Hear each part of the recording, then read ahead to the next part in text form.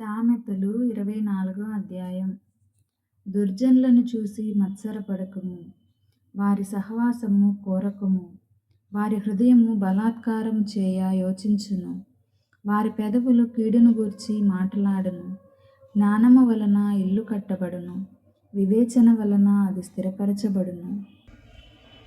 తెలివి చేత దాని గదులు విలువగల రమ్యమైన సర్వ సంపదలతో నింపబడును.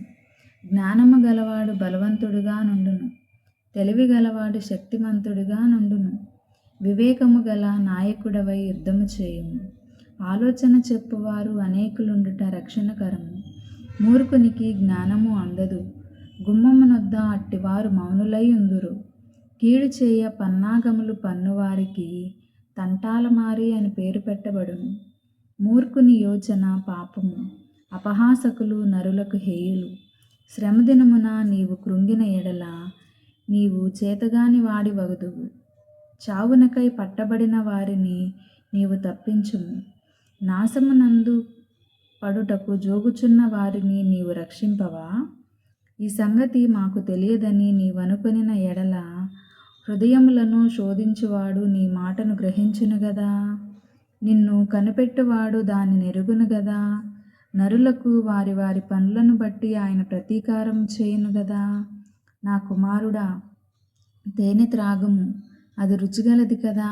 తేనె పట్టు తినుము, అది నీ నాలుకకు తీపియే గదా. నీ ఆత్మకు జ్ఞానము అట్టిదని తెలుసుకొనుము, అది నీకు దొరికిన ఎడల ముందుకు నీకు మంచి గతి కలుగును. నీ ఆశ భంగము కానేరదు.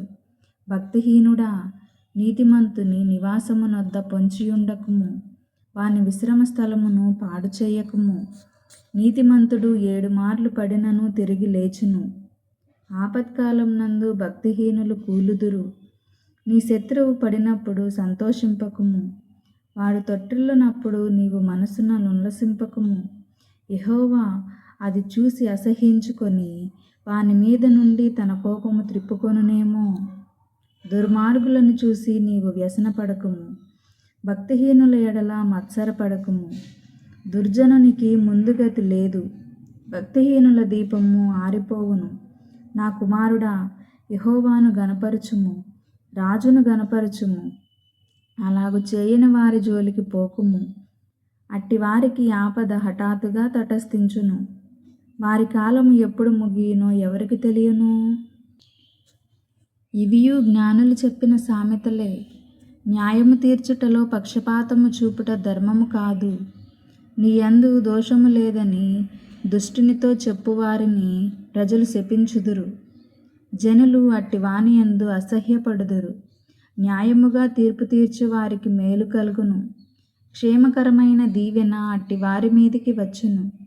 సరియైన మాటలతో ప్రత్యుత్తరమిచ్చుట పెదవులతో ముద్దు పెట్టుకొనున్నట్లుండును. బయట నీ పని చక్కబెట్టుకొనుము, ముందుగా పొలములో దాన్ని స్థిరపరచుము, తర్వాత ఇల్లు కట్టుకొనవచ్చును. నిర్నిమిత్తముగా నీ పొరుగువాని మీద సాక్ష్యము పలుకకుము. నీ పెదవులతో మోసపు మాటలు చెప్పవచ్చునా? వాడు నాకు చేసినట్లు వానికి చేసేదను, వాని క్రియల చొప్పున వానికి ప్రతిఫలం ఇచ్చేదని అనుకొనకుము. సోమరి వాని చేను నేను దాటి రాగా, తెలివి లేని వాని ద్రాక్ష తోట నేను దాటి రాగా, ఇదిగో దాని అంతటా ముండ్ల తుప్పలు బలిసి ఉండెను, దూలగొండ్లు దాన్ని కప్పియుండెను, దాని రాతి గోడ పడియుండెను.